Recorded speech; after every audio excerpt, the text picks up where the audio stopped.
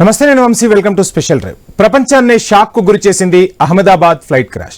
దేశాన్ని దిగ్భ్రాంతికి గురి చేసింది. ఆ ప్రమాదంలో 279 మంది ప్రాణాలు గాల్లో కలిసిపోయాయి. ఆ తర్వాత సీన్లోకి ఎంట్రీ ఇచ్చిన దర్యాప్తు సంస్థలు విచారణను ముమ్మరం చేశాయి. ఎంక్వైరీలో కీలకంగా ఉండే బ్లాక్ బాక్స్ విశ్లేషణ సాగుతోంది. ఇలాంటి టైంలోనే విమానయాన శాఖ సహాయ మంత్రి మురళీధర్ మోహల్ బాంబు పేల్చేశారు.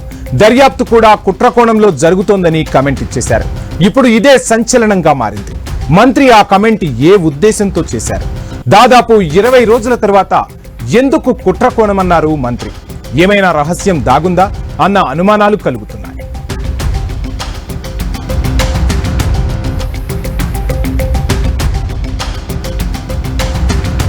ఇక ఈ దుర్ఘటనపై ప్రస్తుతం విమాన ప్రమాద పరిశోధన బ్యూరో దర్యాప్తు కొనసాగిస్తోంది.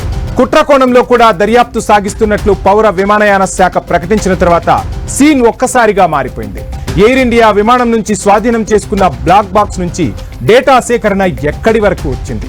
ఈ విషయంలో కూడా క్లారిటీ లేదు. అయితే సీసీటీవీ విజువల్స్ ఇప్పుడు కీలకంగా మారాయంటున్నారు. ఇందుకోసం ఏజెన్సీలు ప్రమాదం జరిగిన తీరును డీప్ గా పరిశీలిస్తున్నాయి. ఇక్కడ మరో డౌట్ కూడా ఉంది. 2 ఇంజన్లు ఒకేసారి విఫలం అవ్వడం ఎన్నడూ జరగలేదు. అలాంటిది ఎందుకు ఒకేసారి 2 ఇంజన్లు పనిచేయలేదు? లేక ఇంధన సరఫరాలో సమస్య ఏమైనా ఉందా? ఇంకా ఏదైనా సాంకేతిక సమస్య దాగి ఉందా అన్నది కూడా ఇప్పుడు మలుపు తిరుగుతోంది.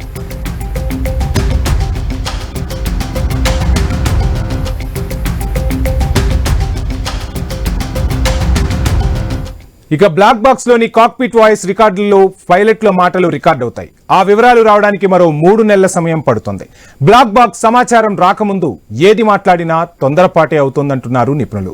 కుట్రకోణం ఉన్నట్టయితే ఎక్కడో ఏదో విధంగా బయటకు వచ్చే ఛాన్స్ ఉందన్న మాట కూడా ఇక్కడ వాస్తవమే. ఎందుకంటే కుట్రకోణం కానీ ఉగ్రకోణం కానీ దాగి ఉంటే ఎవరో ఒకరు ప్రకటించడమో ఏదో ఒక ఉగ్ర సంస్థ బాధ్యతగా తీసుకోవడమో ఇప్పటికే జరిగిపోయేది.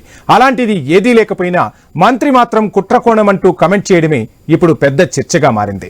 కుట్రకోణం ఉంటే ఎవరు చేసి ఉంటారు? ఎందుకు చేసి ఉంటారు? ఎయిర్ ఇండియాలోనే ఉద్యోగుల మధ్య ఏమైనా గ్రూపులు ఉన్నాయా? ముందస్తు ప్లాన్ ప్రకారమే ఆయిల్ సరఫరా పైపును మూసివేశారా?